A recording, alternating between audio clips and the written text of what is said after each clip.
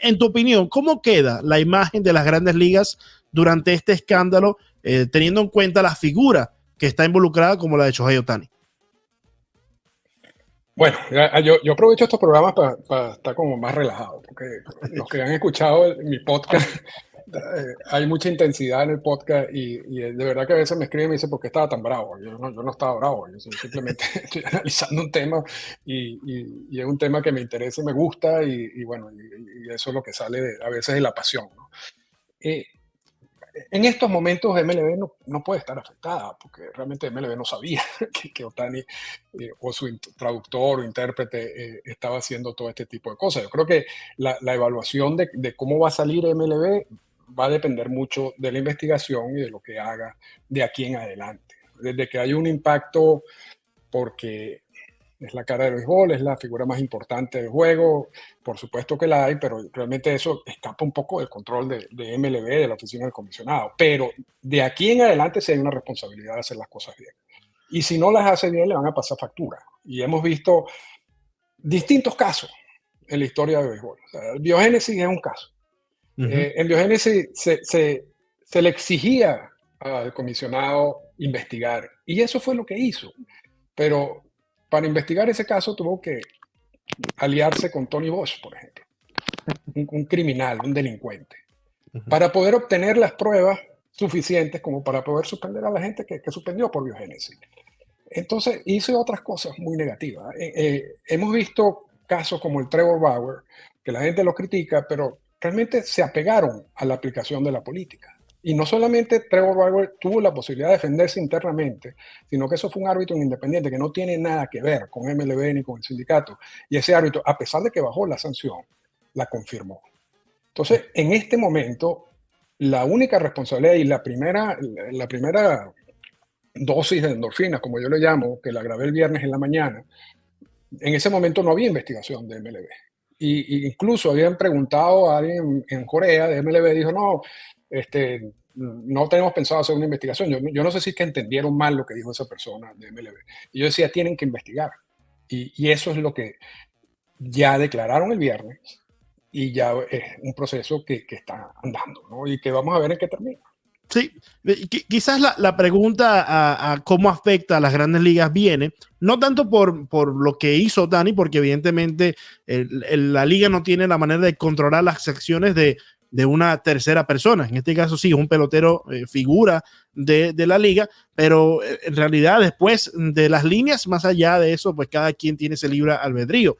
Pero quizás la liga y otros deportes a nivel nacional en los Estados Unidos ha sido permisiva con respecto a las apuestas hasta cierto nivel, teniendo pues relaciones de patrocinio con diferentes marcas que se dedican a casas de apuestas, ¿no? Entonces, quizás por allí tenga las grandes ligas no culpa, no responsabilidad, pero quizás abrió la puerta a que algo como esto pudiese pasar, teniendo en cuenta también el pasado, ¿no?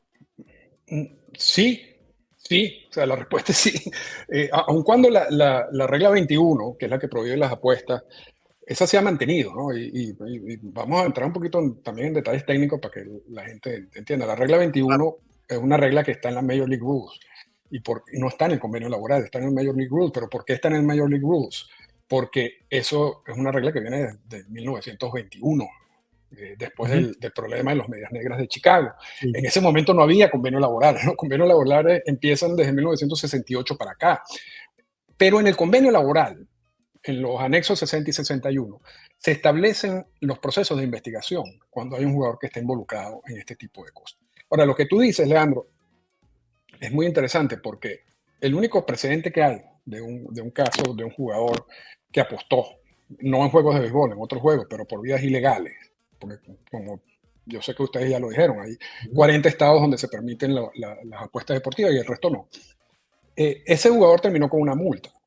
Esa fue la sanción que hubo con ese jugador. Entonces, yo sé que aquí mucha gente se va a rasgar las vestiduras si en la investigación se demuestra que Ohtani de alguna manera participó en las apuestas ilegales y lo que le van a dar es una multa. Porque van a decir, eso es injusto, ¿cómo? Pero si aquel hizo esto y lo suspendieron 2 años. El caso de Pete Rose, ¿no? El caso de sí, Pete Rose bueno, viene. Claro, pero Pete Rose apostó en juego de los rojos, ¿no? Yo estoy hablando de, vamos a hacer esa aclaratoria, yo estoy hablando de que haya apostado no en juegos de béisbol, en Sí. otro juego, ¿ok? Y por vía Porque ilegal, si- ¿no? y por vía ilegal. Si apostó en juegos de béisbol, ya eso es otra historia, porque la regla 21 te dice que si tú apuestas en juegos de béisbol donde tu equipo no participa, tú tienes una sanción de al menos un año, ¿ok?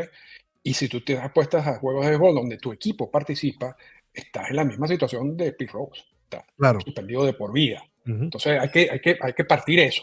O sea, ¿apostaste en béisbol o no apostaste en béisbol? Se dice que Mizuhara, el traductor, no apostó en juegos de béisbol. ¿Quién le va a creer? En estos momentos realmente uno tiene que ser incrédulo. O sea, a juro. Que Bueno, si te dicen que, él mismo se contradijo, ¿no? Entonces ya claro, su palabra y se tiene te poco dicen, peso, ¿no? claro, o sea, Mizuhara, quién sabe qué está diciendo, si es verdad o es mentira. Pero Otani también. Cuando uno lee, Otani no apuesta, bueno, ¿cómo sé yo que no apuesta? O sea, eso tiene que ser algo que se va a investigar y que la investigación va a decir si apostó o no apostó. Pero sí hay que partirlo en esos dos. Ahora, para concluir ese punto, Ujú. cuando se llega a una conclusión, se va a sancionar a Otani y se le va a dar una multa. MLB tiene que redactar muy bien esa multa porque ¿quién está detrás?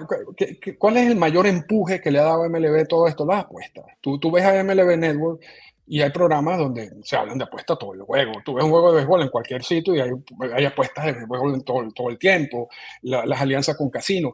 Entonces hay que ser muy delicado de cómo tú castigas, porque es una violación de la regla 21, sin afectar a tus socios comerciales, Ujú. que es muy distinto cuando tú castigas porque alguien cayó en una agresión sexual o alguien consumió esteroides. O sea, tú tienes un objetivo no solamente en el deporte, sino como un objetivo, un fin social. Ahora, aquí no puedes hacer eso porque tú estás casado por un lado y por otro lado estás tratando de respetar, que se respete una regla.